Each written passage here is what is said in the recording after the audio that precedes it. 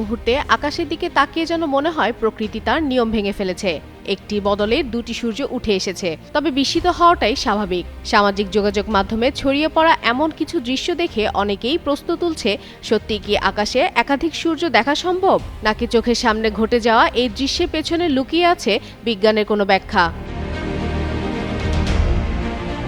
এই রহস্যময় ঘটনার জন্ম রাশিয়ার দূরপ্রাচ্যের শাকহালিন দ্বীপে। সম্প্রতি সেখানে স্থানীয় বাসিন্দারা আকাশে একই সঙ্গে একাধিক সূর্যের মতো উজ্জ্বল আলো দেখতে পান। অস্বাভাবিক সেই দৃশ্য মুহূর্তেই চমকে দেয় সবাইকে।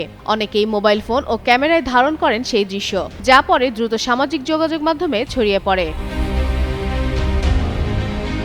প্রথম দর্শনে অলৌকিক মনে হলেও আন্তর্জাতিক সংবাদ মাধ্যম ও আবহাওয়াবিদরা জানিয়েছেন এটি কোনো ব্যতিক্রমী জ্যোতির্বৈজ্ঞানিক ঘটনা নয়।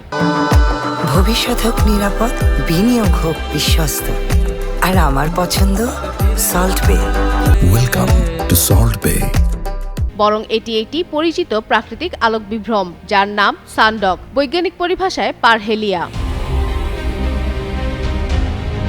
বিশেষজ্ঞদের মতে তীব্র শীতের কারণে শাকহালিন দ্বীপের আকাশে ক্ষুদ্র বরফের স্ফটিক তৈরি হয়। সূর্যের আলো এসব বরফ কণার মধ্য দিয়ে প্রবাহিত হলে আলোর প্রতিসরণ ও প্রতিফলনের মাধ্যমে সূর্যের পাশে অতিরিক্ত উজ্জ্বল আলোর প্যাচ তৈরি করে। ফলে সূর্যের বাম বা ডান পাশে আরেকটি সূর্যের মতো দৃশ্য দেখা যায়। বাস্তবে যদিও আকাশে সূর্য ছিল মাত্র একটি। রাশিয়ার জাতীয় আবহাওয়া পরিষেবার তথ্য অনুযায়ী ঘটনার সময় ওই অঞ্চলের তাপমাত্রা ছিল -14°C, যা পরবর্তীতে -23°C পর্যন্ত নেমে যাওয়ার আশঙ্কা ছিল।